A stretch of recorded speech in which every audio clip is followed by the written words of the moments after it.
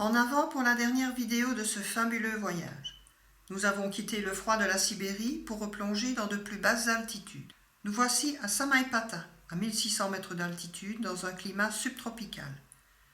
À proximité se trouvent les ruines incas du fort de Samaipata, déclaré site du patrimoine de l'UNESCO en 1998. Ce lieu a été occupé et utilisé comme centre rituel et résidentiel dès 300 après Jésus-Christ. Oh! Le monolithe de 220 mètres de long, 65 mètres de large, est le centre cérémoniel.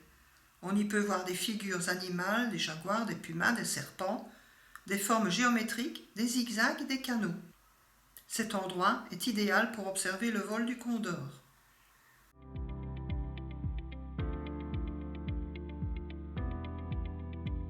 Le site dans l'ensemble est presque désert et invite à la balade et au repos.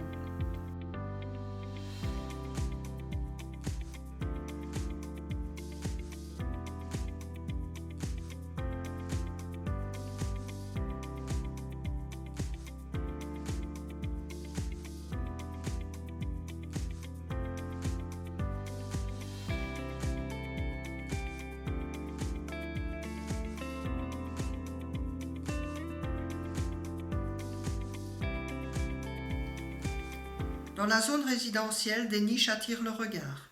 Leur utilisation est un mystère. Arrêtons-nous tout d'abord à San Javier, première mission établie par les jésuites dans la région de Chiquitos. Elle fut construite entre 1749 et 1752 par le jésuite suisse, musicien et architecte Martin Schmidt. La mission de Concepción fut fondée en 1708 par le jésuite Lucas Caballero. Elle passa à l'administration civile en 1768. Son principal patrimoine culturel dans la commune est la cathédrale de l'Immaculée Conception de Marie, construite en 1722.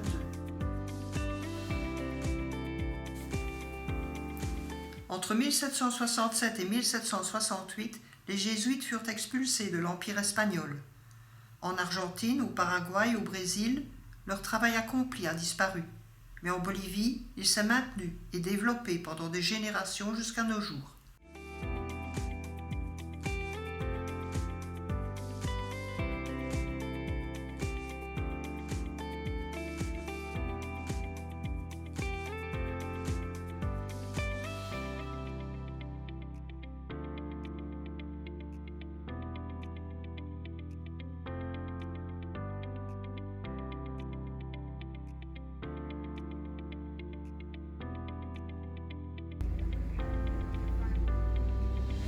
De retour à Santa Cruz, une visite au parc zoologique s'impose.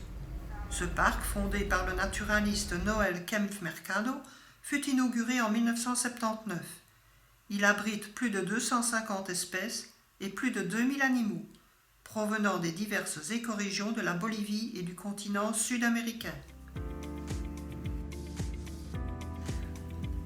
Je n'aime guère voir des animaux en cage, mais ici, ils jouissent d'une certaine liberté, notamment les singes et les perroquets.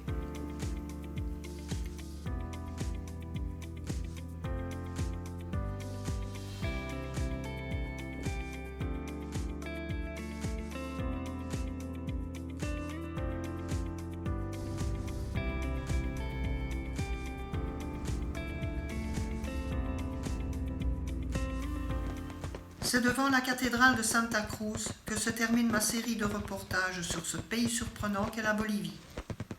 J'invite tous les voyageurs amoureux d'aventure, de nature, d'insolite, à la recherche de belles rencontres et de magnifiques images à venir y faire un tour. Vous ne le regretterez pas et n'aurez, comme moi, qu'une seule envie, c'est d'y revenir.